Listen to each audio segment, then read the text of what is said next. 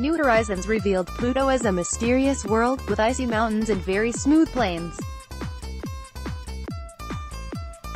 3 years ago, when the New Horizons spacecraft sped toward Pluto on July 4 and began sending humans their first clear images of the tiny world at the end of the solar system, it all seemed preordained.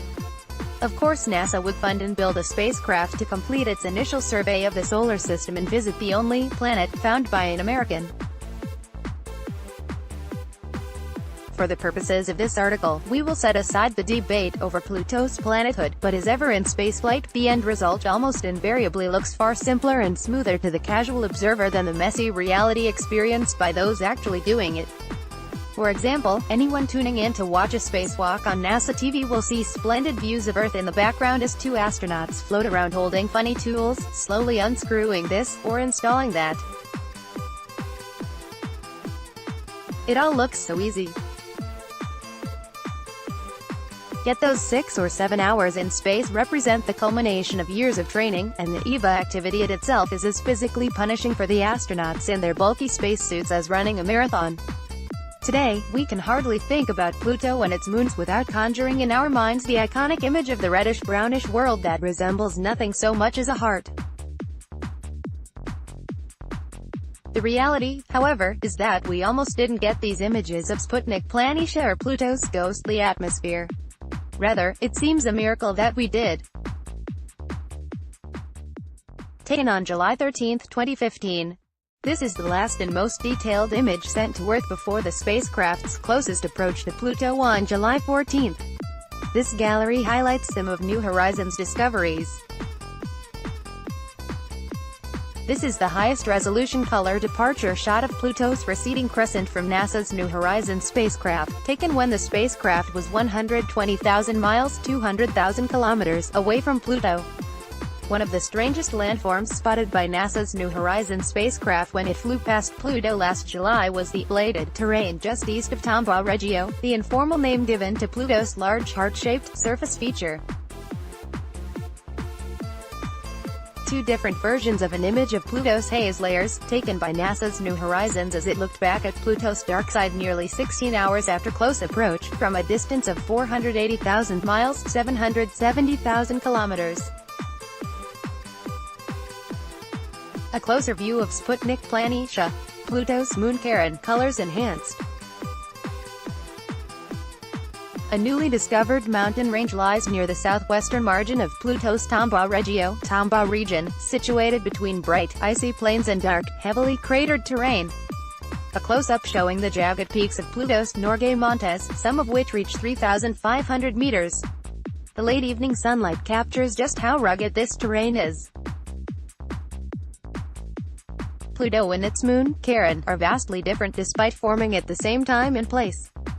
A close zoom on the day-night border of the image reveals long, hazy shadows cast by the hills there. Pluto's atmosphere has a complex structure, with multiple layers, some of which form dense hazes. Best image yet of Pluto's small moons, Nix and Hydra. Pluto's icy mountains and a surprising lack of impact craters nearby. The ridges of Tartarus Dorsa. Pluto's first official surface feature names are marked on this map, compiled from images and data gathered by NASA's New Horizons spacecraft during its flight through the Pluto system in 2015. This is the essence of the new book Chasing New Horizons, written by the principal investigator of the New Horizons mission to Pluto, Alan Stern, and his co-author David Grinspoon. The story of how New Horizons came to be is easily as compelling as the breathtaking imagery and discoveries it made. Voyager and Pluto. NASA could have spied Pluto decades ago with the most iconic planetary science missions of all time, the Voyagers. Although the trajectory of Voyager 2 did not bring it near Pluto's orbit, the Voyager 1 spacecraft could have reached the tiny world 5 years after its 1980 flyby of Saturn. Mission scientists faced a dilemma: visit Titan or Pluto. They could either execute a maneuver immediately after passing Saturn that would bring the spacecraft near Titan, or they could skip a close Titan flyby, maneuver towards Pluto, and roll their dice on Voyager surviving for 5 more years. Ultimately, Titan, with its tantalizingly thick atmosphere, won out. Few regret that decision today. After the Voyagers, NASA was eager to send dedicated probes back to Jupiter and Saturn to better explore those complex worlds and their dozens of intriguing moons that the Voyagers had observed. These became the Galileo and Cassini probes. But Stern, a graduate student in the late 1980s, began to wonder why NASA wasn't going to finish its exploration of the solar system by sending a probe to Pluto. He soon found, or arm-twisted, a few scientific allies to join him in this cause, up-and-coming planetary scientists such as Fran Bagenal. As a first step, they decided to convene a session at the American Geophysical Union meeting in 1989. This would begin the process of building a consensus in the scientific community for such a mission. Just before the meeting, Stern went to visit with Jeff Briggs, who then directed solar system exploration for the space agency, at NASA headquarters. In the book, Stern recalls telling Briggs, "With Voyager winding down, why don't we complete the job of exploring the solar system? Would you fund a study of how to do a mission to Pluto?" Briggs was immediately enthusiastic. "You know, no one's ever asked me about that before. It's a wonderful idea, we should do that." This would be the last real bit of enthusiasm Stern heard from NASA for a long time. Page 2 for those interested in how the sausage gets made when it comes to planetary exploration. Chasing New Horizons offers a fascinating look at the behind-the-scenes machinations of advocates for a mission. First, they seek to first gain broad approval among their scientific peers, then convince NASA and policymakers, and then run through a gauntlet of competing missions designs before ultimately getting selected for flight. It is a long, daunting, and frustrating process. Because New Horizons was the first mission of this scale fully developed and flown by the Applied Physics Laboratory (APL) at Johns Hopkins University. One insightful passage of the book highlights the competition between APL and NASA's long-standing bastion of planetary science, the Jet Propulsion Laboratory in California. There is some illuminating inside baseball here for space policy junkies. Alan Stern faced many obstacles on the path to Pluto. Mostly, however, the story of Pluto is one of perseverance. By the early 1990s, NASA had more or less greenlit the mission, but it kept throwing up stumbling blocks. Stern and the small band of Pluto warriors had to bring the mission back from dead at least half a dozen times. Throughout the book, he describes the arduous task of meeting the whims and concerns of new administrators and managers at NASA's headquarters and the competing demands on resources they represented. In 1992, then NASA Administrator Dan Goldin told Stern he loved the concept of a Pluto mission, but that, rather than having about $1 billion to fly it, he would only have $400 million.